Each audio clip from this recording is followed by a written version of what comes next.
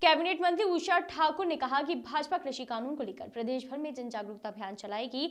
वहीं उन्होंने कहा कि पंजाब हरियाणा में उच्च कोटि के दलाल सुनियोजित तरीके से आंदोलन चला रहे हैं। कृषि कानून और किसान आंदोलन के चलते चारों तरफ से हमले झेल रही भारतीय जनता पार्टी ने अब किसानों के भ्रम को दूर करने के लिए मेगा प्लान बनाया है।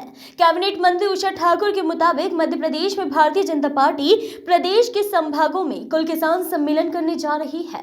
इन सभी सम्मेलनों में भारतीय जनता पार्टी के बड़े नेता कृषि कानून के फायदे किसानों को बताएंगे। इतना ही नहीं, उषा ठाकुर ने किसान आंदोलन को लेकर कहा कि पंजाब और हरियाणा में उच्च कोटि के दलाल सुनियोजित तरीके से आंदोलन को चला रहे हैं, लेकिन झूठ का षड्यंत्र ज्यादा दिन तक नहीं चलेगा। साथ ही साथ उषा ठाकुर ने कहा कि वामपंथी सोच और टुकड़े टुकड़े गैंग किसान आंदोलन में समाहित हो गई और किसानों की परिस्थिति का फायदा उठाने की कोशिश की जा रही है। पहले तो ये किसानों का मसला बड़ा कहीं न कहीं सिरदर्द बनते जा रहा है। आपकी शहर में कहीं बड़ी संख्या में किसान हैं। वैसे आप ठीक है। मध्य प्रदेश और मालवा के किसान बहुत समझदार हैं और इन्होंने तीनों विधेयकों को बहुत अच्छे से समझा है। मध्य प्रदेश में ऐसी कोई स्थिति बनने की नौबत नहीं।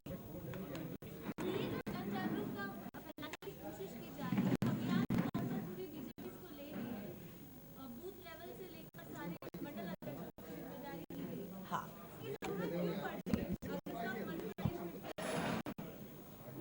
देखिए, इन संभागीय सम्मेलनों की आवश्यकता और नीचे तक प्रबोधन कि यदि कहीं कोई संशय है तो वो भी दूर हो कि किसान हित का, अन्नदाता को समृद्ध बनाने का एक व्यवस्था है और इससे हर व्यक्ति परिचित हो, अवगत।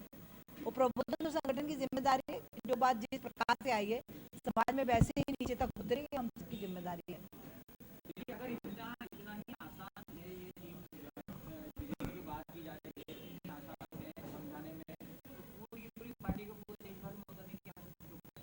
तो आप देख रहे हैं कि पूरे देश में नहीं, कुछ मिला के पंजाब हरियाणा और वहाँ की जो, मैं तो सोचती हूँ कि जो उच्च कोटि के जो दलाल हैं जिनकी अरबों खरबों की आमदनी इस व्यवस्थाओं के कारण थी, वो ही सुनियोजित तरीके से षड्यंत्र और आंदोलन को प्रेरित करें और आगे बढ़ा रहे हैं।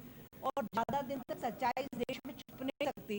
हमने विकटतम आंदोलनों को भी ठंडा होते हुए देखा है और ये झूठ का षड्यंत्र भी ज्यादा दिन नहीं चला पाएंगे।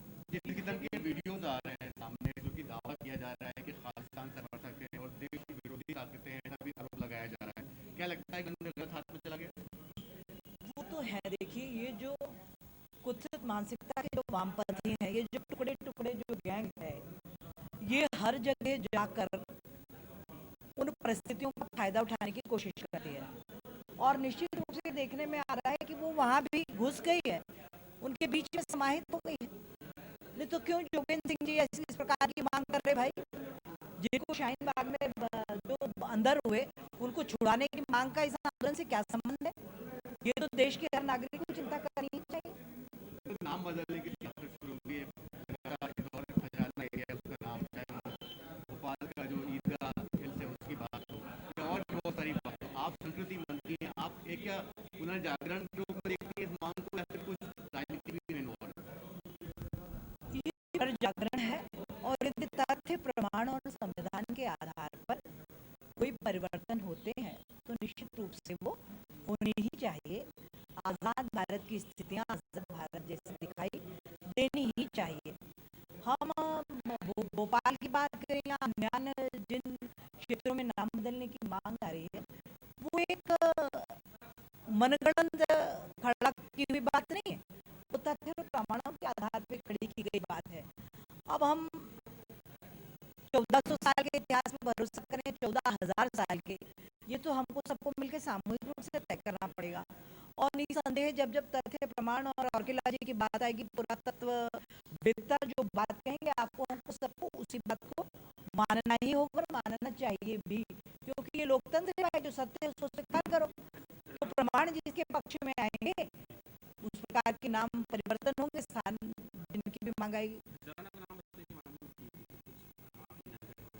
देखिए, मैं ये कहूँ कि यदि वहाँ कोई पुरातात्विक प्रमाण मिलेंगे आश्चर्य है। मैं आपसे ये कहूंगी कि यहाँ तो मांग उठ रही है, आप जाइए कई मोहल्ले जिनको बिना पूछे तछे जिनके नाम ही बदल दिए गए। आप इंदौर में जाइए, देख ढूंढ के आइए शास्त्री कॉलोनी कहाँ पर है और आज उसका नाम क्या है ना?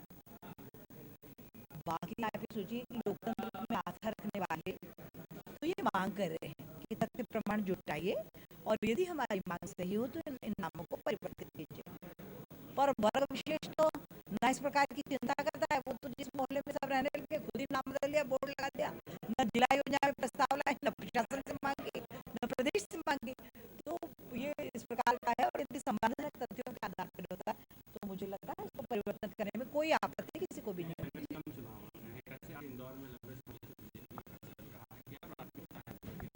भाई कब्जा शब्द मत उपयोग कीजिए। भारतीय जनता पार्टी सेवा करती है और इंदौर जिले के लोग भरपूर आशीर्वाद देते हैं भारतीय जनता पार्टी को और इस बार पुनः देंगे, क्योंकि नंबर 1 4 बार अब 5वीं बार भी तो क्यों नहीं मिलेगा आशीर्वाद। भारतीय जनता पार्टी के अलावा तो है कौन जो अच्छी व्यवस्था को दे पाए।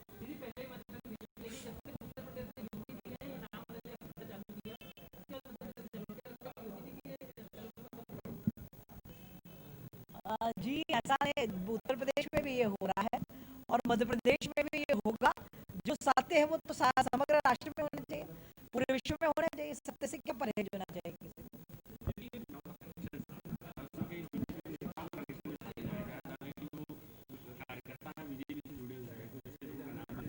तथ्य प्रमाण लिया भैया, भारतीय जनता पार्टी तो किसी को छूटती नहीं है, अपने हो या पराये हो, दंड सबके लिए एक जैसा।